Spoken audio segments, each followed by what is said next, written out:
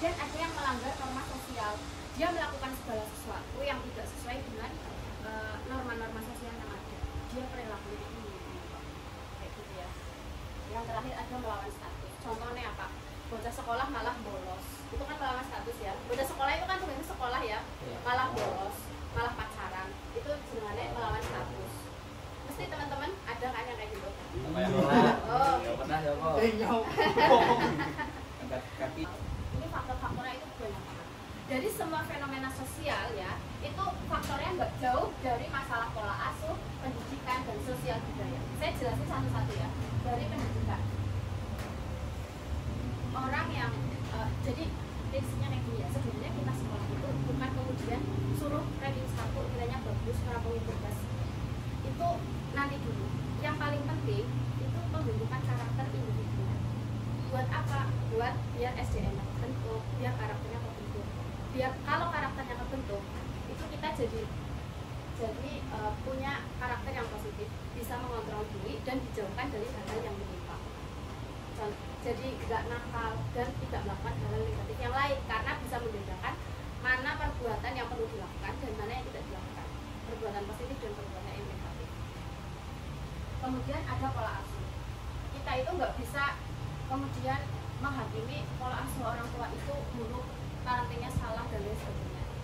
Orang tua itu nggak ada yang pengen anaknya salah jalan atau menyesatkan anaknya, itu nggak ada. Cuma kadang ya yang orang tua lakukan itu apa ya, kurang bisa diterima dengan kita sebagai anak. Mungkin teman-teman pernah ngerasain ya, kenapa sih harus sambil marah-marah padahal kan ngomong baik-baik bisa, kayak gitu mungkin pernah ya. Ngomong baik-baik gak bisa, datang karo nyentak-nyentak atau apa, sehingga hal seperti itu nggak bisa diterima sama kita. Saya juga kayak gituin sama ibu soalnya. Iya. dengan mengikuti kegiatan tersebut, dengan itu bisa nemu loh, oh ternyata passion saya itu di sini. Jadi bisa tahu tempat yang cocok buat saya itu ternyata ada di sini ya, kelebihan saya ada di sini. Jadi kedepannya tinggal mengikuti aja, gitu ya. Misalnya senangannya nulis, ya wis, berarti besok sekolah selanjutnya saya bikin rencana mau bikin buku misalnya ya, bikin buku. Oh bisa aku sekolah tinggal bikin rencana apa lagi, jadi terarah gitu ya. Tapi kalau mengalami krisis identitas bingung tok ya, dolan karo sapa embuh, kayak apa sih, terombang ambing gitu loh. Saya harusnya kemana sih? Saya harusnya sama siapa sih? Saya harusnya ngapain? Gitu. Kemudian yang selanjutnya ada intimacy versus isolation. Ini berlangsung pada tahap awal masa dewasa. Agak sensitif ya, tapi ya ini yang disampaikan sama Pak Erikson. Saya hanya menyampaikan materinya aja. Pada tahap ini, individu itu ada keinginan untuk membentuk relasi intim. Maksudnya ada ketertarikan dengan lawan jenis. Mulanya kenapa di sisi kalian pada pengen pacaran? Itu sebenarnya kalau apa ya? Kalau dibilang dosa atau apa, maaf ya, saya menyampaikan materi ini tidak mengkait-kaitkan dengan agama, full ilmu pengetahuan ya. Jadi saya menyampaikannya sesuai dengan referensi-referensi psikologi ya. Jadi kalau misalnya dibilang dosa atau apa, memang pada kenyataannya di tahapnya panjenengan semua itu ada kebutuhan seperti itu, membentuk relasi intim kayak gitu. Cuma kadang yang bikin salah kaprah nanti sampai hadir duluan kayak gitu. Kenapa bocah cilik bisa bikin anak, saya heran. Bocah cilik bisa bikin bocah kayak gitu. Pasti sudah dikasih, walaupun mungkin kadang masih ada yang kurang ya. Yang selanjutnya ada kebutuhan rasa aman. Kebutuhan rasa aman, kebutuhan dicintai. Nah, nakal itu ada di sini. Ketika kebutuhan dua ini tidak terpenuhi, dia jepang. Dia mencari rasa nakalan remaja. Ini kan perilaku yang menyimpang itu artinya dia belum bisa mengendalikan diri ya. Dia belum bisa membedakan mana yang baik, mana yang buruk. Yang penting melu-melu kayak gitu loh. Yang penting melu-melu, kebutuhan apa perilaku ini. Saya kepengen tahu di Tawa Bakti yang nakal kayak apa sih anak-anaknya? Kayak apa Mbak? Oh gini. Ada gila terus jahil teman-temannya itu. Terus apa lagi Mbak? Terus suka ngambil barang juga. Jahil semua. Oh jahil. Kebutuhan saya sih Mbak. Iya. Terus biasanya emaknya jadi biasanya kalau nakalan yang biasa dilakukan di kelas 12 terutama teknik kemiskinan itu yang pertama itu membohongi orang tua, bilangnya berangkat tapi sebenarnya nggak sampai sekolah. Yang pertama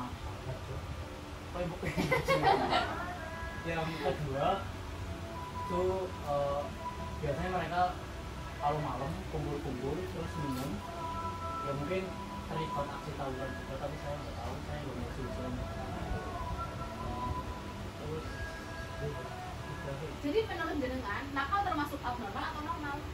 abnormal. Kenapa? Karena yang normal juga kayak gitu. Yang normal nggak kayak gitu. Berarti jawabannya apa?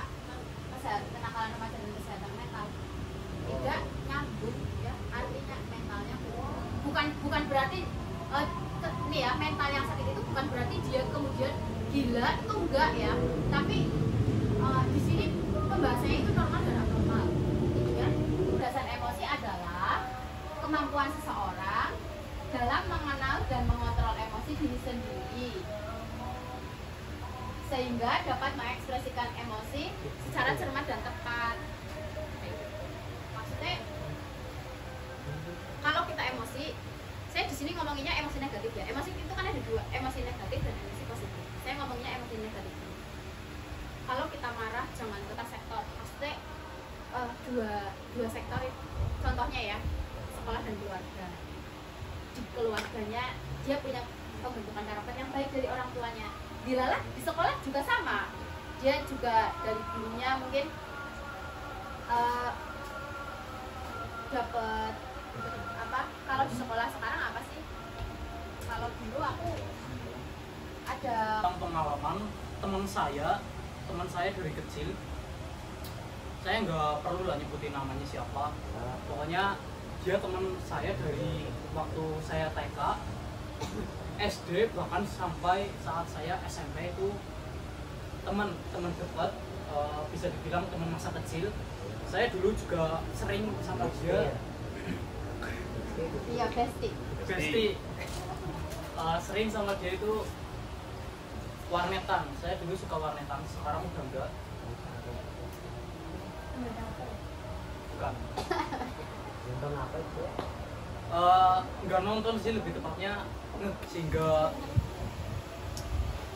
mereka salah mengambil jalan. Pesan dari saya buat teman-teman, baik yang laki-laki ataupun yang perempuan, mohon hawa nafsunya dijaga. Jangan biar ngerasa romantis. Kemarin saya melihat teman ini yang satu gimana? dicapil. Dikiranya mau bikin kakak, Ternyata nggak baik. cuma nemenin tangganya. Oh, tangganya. Saya cukup kecewa sih. Ya, sekian, terima kasih. Ya, Ada banyak orang yang melakukan pergaulan bebas. Kebanyakan itu saya kenal orangnya, tapi nggak tahu orangnya kenal saya apa enggak. Waktu SMP, kelas 7 baru masuk, teman saya juga dengan kasus yang sama, bedanya dia perempuan. kenapa? Sama, iya, hamil juga. Udah kayak masa remaja, dia punya pacar dan ternyata itu di belakang warung dia melakukan sesuatu. Kamu lihat apa? Enggak, karena ada apa ya, kayak Pak Kades itu, bukan Pak Kades sih, kayak apa Pak RW gitu. Nah itu di labrak itu, di situ lagi melakukan Lagi monopoli. iya, jadi bermain. nah terus habis itu kan dia sekolah, teman-temannya itu tanya karena dia itu lelaban nanas sama minum Sprite gitu, ditanya kok lelabannya nanas sama Sprite gitu, ditanya kenapa. Oh ternyata itu biar membuat ngumpulin sendinya, tapi nggak bisa, udah nggak bisa dikumpulin. Terus sekarang udah ketahuan sama keluarganya, sekarang dia di rumah dari diijabin sirik. Iya. Berarti memang dari keluarganya ya? Iya, ada bibinya kayak gitu, suka kerjanya di Infokan lokasi. Berarti bukti nyata ya kalau manusia itu sifatnya meniru. Dia meniru secara sadar atau tidak sadar. Gitu ya. pertahanan diri yang baik, dia bisa membedakan kok mana yang harusnya saya tiru, mana yang tidak. Dunia ini tuh nggak ada orang yang kepengen menyimpang, nggak ada orang yang kepengen jadi nakal. Saya yakin. Tapi mungkin kenapa kemudian mereka jadi seperti itu? Ya karena pengaruh-pengaruh yang tadi saya sebutkan. Mungkin lingkungannya yang kemudian mendukung. Sebenarnya juga sih ya, uang manusia kan nggak tahu kan bakal dilahirkan di lingkungan yang seperti apa. Kebetulan kok dia mendapatkan tempat yang seperti itu, akhirnya terpengaruh. Tidak ada individu yang berkeinginan untuk menjadi nakal. Nah, poin utama pada pembahasan sekarang, saya nggak nyuruh kok kalian suruh kemudian paham tahap-tahap menjadi manusia dan lain sebagainya. Yang saya tekankan di sini, stop mengabaikan dan memberi label hanya karena berbeda. Saya bukannya menormalisasikan orang nakal, cuma kadang ya mereka itu punya jalannya masing-masing. Proses pendewasaannya itu beda-beda, nggak sama gitu loh. Sehingga mereka kebetulan mendapatkan jalan yang seperti itu dan masuk ke dalam kategori. Maksudnya nggak memberi label itu ya nggak usah kemudian dia bocah nakal, dia apa, nggak usah seperti itu. Sikapnya biasa saja. Kan tadi sudah dijelaskan ya, kenakalan remaja itu disebabkan karena pengabaian sosial. Dia tidak diterima. Dia memang melakukan sesuatu yang menyimpang, tapi dilalah sekitarnya juga memberi label kayak bocah nakal, akhirnya dia tambah menyimpang karena dia tidak diterima gitu. Ini mungkin buat teman-teman yang lain ya, yang mungkin ikut organisasi atau besok ikut ormas pemuda Pancasila ataupun buzzer. Saya mau tanya, apa strategi mengatasi konflik di dalam organisasi?